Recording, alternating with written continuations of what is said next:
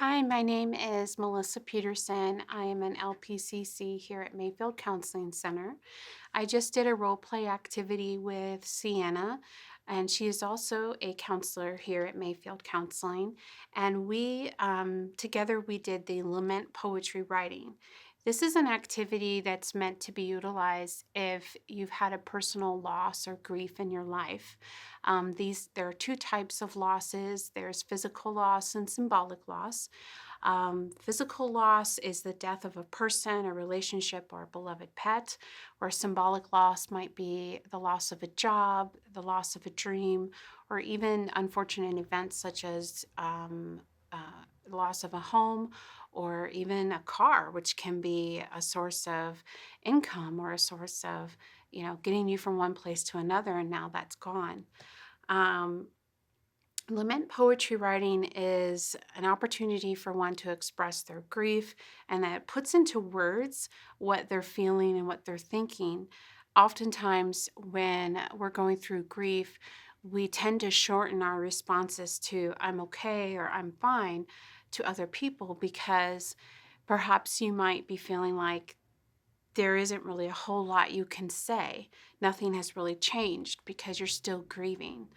And oftentimes it's easier to just condense something with others because do they really even want to hear what you've been experiencing and what you're going through?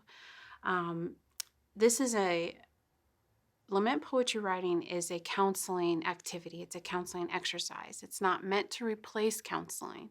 So as you're going through something like this with grief, or as you're going through this activity as well, note that this is not to replace you to be able to talk to someone or be able to work through that grief with someone who is trained and can help you. If you're having any symptoms of depression or anxiety, or you're struggling with perhaps even some suicidal ideations, definitely seek out counseling right away. So, lament poetry writing is what I've explained is a way for you to express the loss that you've experienced recently.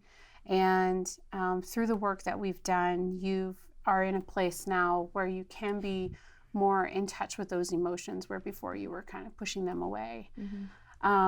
So to begin with, we will start with going what emotions that you have been feeling, perhaps even when you first started, like what were some of the emotions that you were dealing with at the time. The next step would be to engage within the five senses, like what you've been seeing, what you have been hearing most or not hearing. Sometimes we look for things that we want to hear from people and then we don't hear those things. So you can engage in what it is that you have been wanting. Or even if you've been smelling something that reminds you of that person, and what emotions are tied even to that smell, right? Okay. To begin this activity, there are several steps that you'll take in order to help you be able to express some of the emotions and the thoughts and the feelings that you've been having with this grief. First, you'll want to get in touch with your emotions. You may even want to consider what was in the past, what you experienced either shortly before the grief or when the situation or event happened, and to now. I want to also note that this activity is not meant to necessarily have absolute structure. It can kind of flow and go with whatever direction that you feel led to. That's the amazing part about this activity, is that it can go from, you can talk from about one thing and then switch gears and talk about another, and it would still actually make sense even in the end, and I'll show you. The next step would be to consider like what this person meant to you, and in what context would you put them in. Like, were they a source of encouragement? Were they a source of hope for you?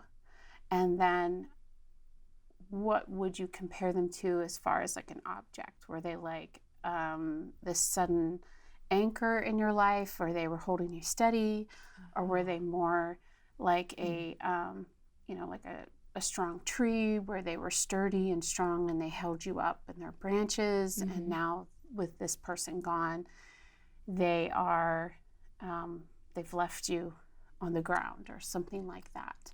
Okay. There are other metaphors to help with this that can kind of give you a jump start to what you want to, what you're thinking about, such as, and I'll just list a few here, but drowning, carrying a heavy burden, an empty room, endless fog, sinking sand, or concrete.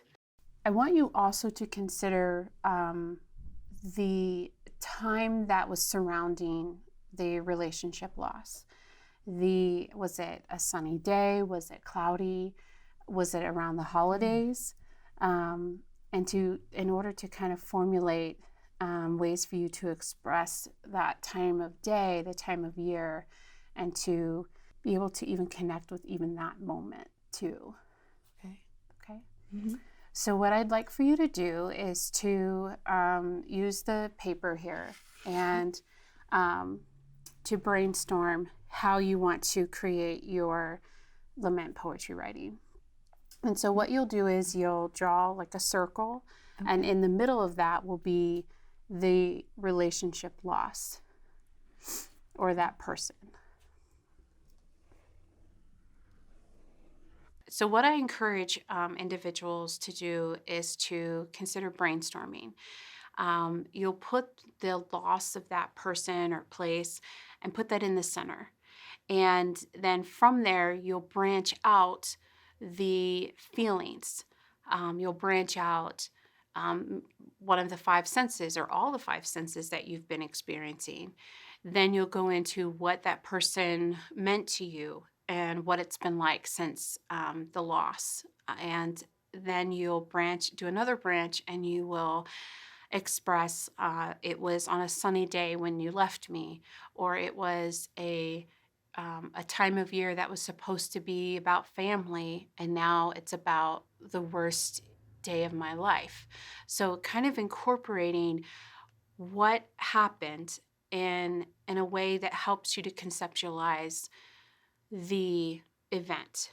So phrases to help with that might be, to first start off with, might be on the day you left, or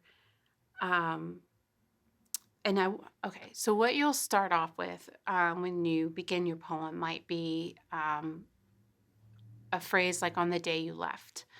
Then you can actually take the steps that I described, the emotions, the five senses, what the person meant to you, when it happened, and you can begin with any of those activities, or you can begin with any of those steps.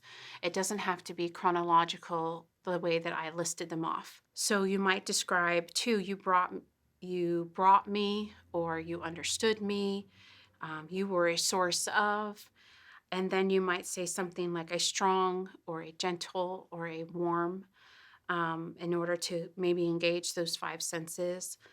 And the emotional pain that you felt. You felt perhaps depressed, anger, hurt.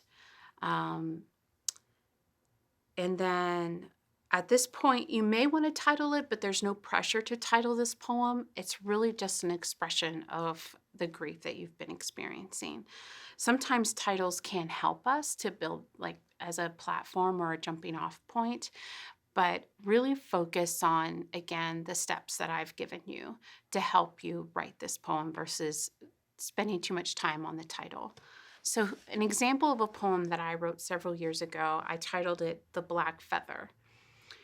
A time had come when gray and cold invaded a summer's day, when suddenly the air once warm became chilled and sorrowful. The black raven sings its song upon a tree so high, until the moment came the tree fell on its side. The branches cracked, the leaves shuddered as the great tree fell. The branches cracked, the leaves shuddered as the great tree fell. The raven that once sang its song is now dead on the ground. A black feather floats in the air. Everything is still. It lands softly without a sound, as if to justify the mortal loss.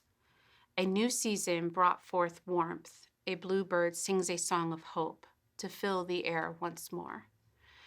Now, this poem relates to at the end has a portion of hope. It sounds like, right? Because it seems like there's a new season, there's warmth, there's a new bird singing. However, that may not be how your poem ends. It may be to end at to justify the mortal loss, and that's it. Um, but now that you've written your poem, I do encourage you to set it aside in a safe place. I would encourage you to wait if you are the type of person that you like to express yourself more openly, and that might be on social media, it might be texting it to everybody. Although that is a great quality to be open and to be expressive in that way, you may want to wait, take a moment, and allow this poem to kind of to sit there for a moment, because this is such a strong expression of your grief and of what you've been going through that oftentimes places like social media cannot be that safe place for you. This poem is indicative of your pain, and it's a revelation of your true self. Be mindful of how you're feeling emotionally and even physically after writing something like this, because you may feel a real intensity of your grief even after writing something that is supposed to be therapeutic or supposed to be helpful. You may feel in your body or in your heart a deeper depression or a deeper sense of grief. And if that happens, I would encourage you to create a plan of how to care for yourself after writing something like this. It might be to engage in an outdoor activity. It might be to engage in a one-on-one conversation with a safe person, such as a really close friend or a family member, or even a counselor to help you process what you've just written. I felt betrayed, like a piercing anguish that struck the deepest part of me. I felt broken, like the best parts of me vanished with the morning mist. I felt distraught as all my hopes and dreams came crashing down when he left me. Mm. When he was near, I felt his warm presence that filled me with excitement and wonder the closer he got.